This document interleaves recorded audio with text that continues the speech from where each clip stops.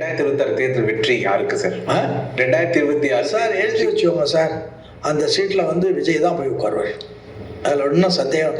மக்கள் தயாராக இருக்கேன். அவர் போய் அவரை தடுக்கிறாங்க. அதாவது சீப்பு ஒழிச்சுட்டா கல்யாணம் நின்றுடும் நினச்சிக்கிட்டு இவங்க தடுக்கிறாங்களே தவிர இதெல்லாம் ஒன்றும் இல்லை. மக்கள் ரெடியாக இருக்கிறான் ஓட்டு போடுறதுக்கு. காரணம் நீங்கள் பண்ண பாவங்கள்லாம் அவங்களுக்கு தெரியுது. அதனால் அவங்க ரெடியாக இருக்கிறான். நீ என்ன பணம் கொடுத்தாலும் என்ன கொடுத்தாலும் போனாலும் வந்தாலும் போய் ஓட்டு போடுற இளைஞர்கள் வேகமாக இருக்கிறாங்க.